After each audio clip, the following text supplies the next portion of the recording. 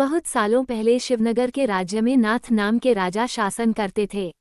राजा की 3 पत्नियां थीं, लेकिन राजा अपनी तीनों रानियों में से सबसे ज्यादा प्यार अपनी पहली रानी से करते थे, क्योंकि वो बेहद खूबसूरत थी।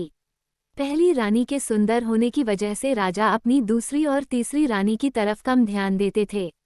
वही दूसरी रानी को राजा अपना अच्छा मित्र मानते थे, तो थोड़ी बहुत उस पर ध्यान देते थे, और बच गई तीसरी रानी जिसमें उन्हें कोई खास बात लगती नहीं थी, तो उस पर वह सबसे कम ध्यान दे पाते थे।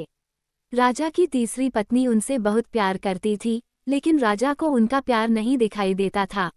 राजा हमेशा अपनी पहली पत्नी के साथ ही रहते थे। ऐसे में कई साल बीत चुके थे। राजा की तीसरी पत्नी हमेशा यही उम्मीद में रहती थी कि किसी दिन राजा उनके पास आए और प्यार भरी बातें करें, लेकिन ऐसा कभी होता नहीं था। इसी तरह साल बीतता गया, लेकिन एक दिन राजा नाथ अचानक बहुत बीमार पड़ गए। उनकी तबीयत दिन पर दिन खराब होने लगी और उनके जिंदा रहने की उम्मीद भी कम होती जा रही थी। ऐसी हालत में राजा ने अपनी पहली पत्नी को बुलाया। जब पहली रानी उनके पास आई, तो राजा ने उनसे कहा, मेरे जिंदा रहने के दिन अब बहुत कम है और मैं अकेले नहीं मरना चाहता हूँ, क्या तुम मेरे साथ चलोगी? राजा की पहली पत्नी ने उनकी ये अंतिम इच्छा नहीं मानी और कहा, अभी मेरी उम्र ही क्या हुई है और मेरा पूरा जीवन बचा हुआ है, मुझे अभी और जीना है। मैं आपके साथ नहीं चल सकती हूँ। ये कहकर रानी राजा के कमरे से बाहर चली गई।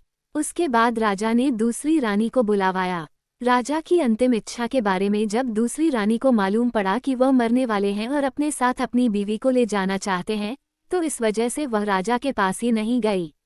राजा अपनी दोनों चहेती रानियों से बहुत निराश हो गए। उन्होंने सोचा था कि मैंने कभी अपनी तीसरी पत्नी को प्यार नहीं दिया, न बात की उससे, अब उसे मैं कैसे बुलाऊं? राजा ऐसा सोच ही रहे थे कि तभी तीसरी रानी बिना बुलाए वहां पहुंच गई। राजा की तीसरी पत्नी को राजा की अंतिम इच्छा पता थी, इसलिए उन्होंने राजा से तुरंत कहा, स्वामी मैं आपके साथ चलने के लिए तैयार हूँ। रानी की बातों को सुनकर राजा बहुत खुश हुए, लेकिन खुशी के साथ उन्हें बहुत बुरा भी लगा कि उन्होंने कभी अपनी तीसरी रानी को समय नहीं दिया, प्यार नहीं दिखाया, लेकिन वही मुझसे बहुत प्रेम करती है।